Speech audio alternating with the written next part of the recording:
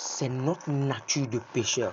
C'est elle qui fait que même si tu refuses de pécher, tu vas le faire. Ne viens pas dire que c'est ça qui fait que tu pêches. Ignorant. Si tu étais conscient de la puissance de Dieu, cela va se manifester. Écoute. Coûte que coûte. Écoute que coûte. Voici. Christ nous dit, la pensée de l'église de l'aujourd'hui, la pensée que l'église a aujourd'hui, d'après tout ce qui vient d'être dit. Ah, Christ nous a sauvés et nous a pardonné nos péchés. Si on pêche, il nous pardonne.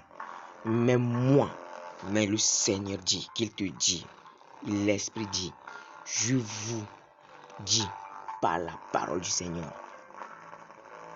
je vous ai non seulement sauvé et pardonné vos péchés, mais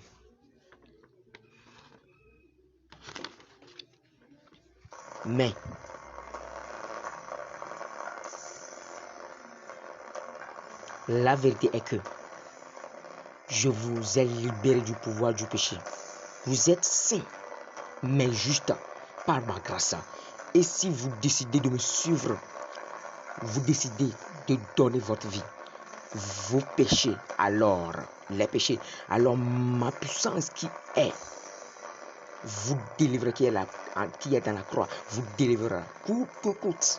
Et c'est alors que lorsque vous tombez sur le cheminement avec moi, le chemin de la croix, je vous pardonnerai maintenant. Et ainsi vous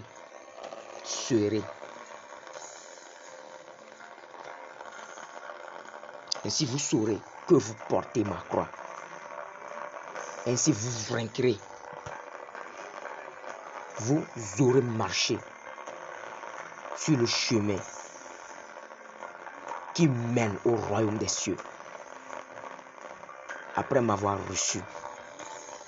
Ainsi vous l'aurez hérité. Dit sauvé en espérance. Croire que je suis sauveur en obéissant continuellement à sa parole jusqu'à ton départ sur cette terre.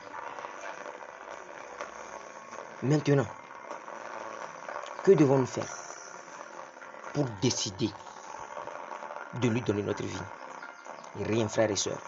C'est sa grâce, c'est la puissance de la grâce. Dans Romains 6, le verset 6-7, il dit, sachant que notre vieil homme a été crucifié avec lui, afin que le corps du péché fût détruit, pour que nous ne soyons plus esclaves du péché, car celui qui est mort est libre du péché.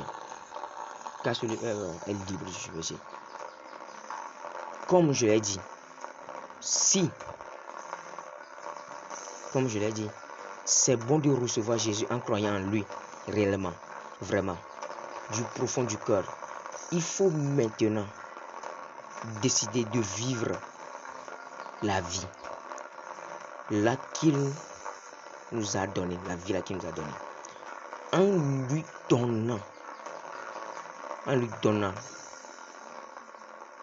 le nôtre, en croyant que toi aussi tu as été crucifié avec lui et que tu